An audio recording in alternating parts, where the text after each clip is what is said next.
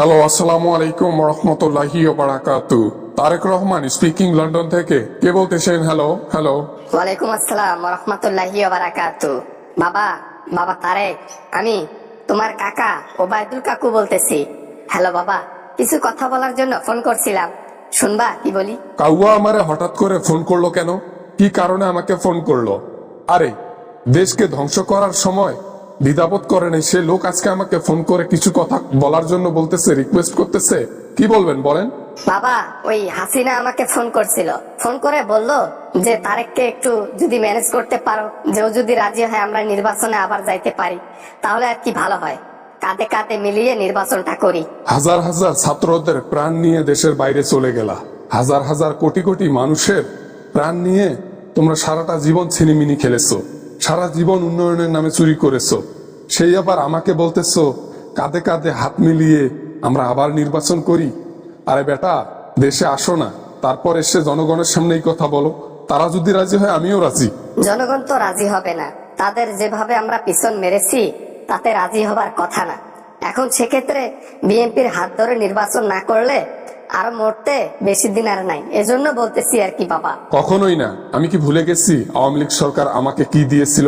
আমার লোকদের কি শাস্তি দিয়েছিল? আমার লোকদেরকে, নিরপরাধ যারা ছিল তাদেরকে ধরে ধরে শাস্তি দিচ্ছিল। এগুলা ভুলে গেছি? ভুলে যাইনি, যাবো না। পুরনো কথা বলে আর কি হবে? পুরনো কথা বাদ দিয়ে, পুরনো কথা ভুলিয়ে, তারপর হাতে হাত মিলিয়ে যদি আবার একসাথে দেশের মধ্যে পথ চলি, তাহলে মনে হয় দেশের জন্য খুবই ভালো হবে, দেশকে আগায় নিয়ে যেতে পারবো।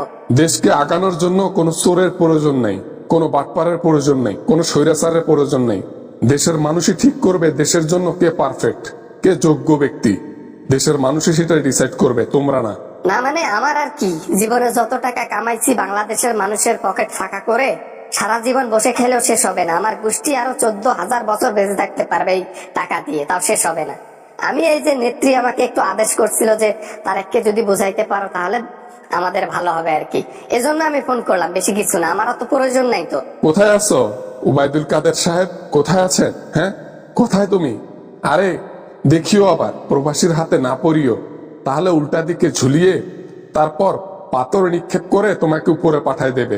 এটাই তো ভয়, এজন্য তো শাড়ি, গহনা, তারপর 3 পিস এগুলার ছদ্মবেশে সারা দেশে ঘুরি, সারা বাজারে ঘুরি। সবকিছুর জায়গায় একটা লিমিট থাকে, এজন্য আমি ছদ্মবেশে পুরো জায়গা ঘুরি। ছদ্মবেশে আর কতদিন ঘুরবা কাউয়া কাদের? একদিন তোমার আসল চরিত্র এবং আসল রূপটা জনগণের সামনে এসেই যাবে।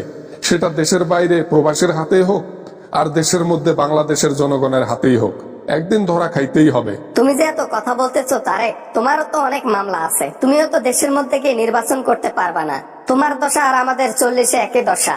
এজন্য বলি কি, আমরা চলো কাঁধে কাঁধ মিলিয়ে, বুকে বুক মিলিয়ে তারপর নির্বাচনে যাই। আমি মরে যাব, তারপরও আওয়ামী লীগের সাথে কখনো হাত মিলাবো না, এটাই প্রতিজ্ঞা করেছি। আর জীবনে যদি একবার ক্ষমতায় যাইতে পারি তাহলে আমার মায়ের প্রতিশোধ আগে নেব। সবার আগে আমার মা, তার উপর কিছু নেই। বাবা না মানে আর কি হয়েছে, বাবা বাবা ফোন রেখে দিলাম, ফোন রেখে দিলাম। আচ্ছা আচ্ছা আচ্ছা, ভালো থাকো তারেক, আর বেশি কথা বললাম না। বাবা, আমি নেত্রীকে বলে দেবো তুমি যা বলেছো।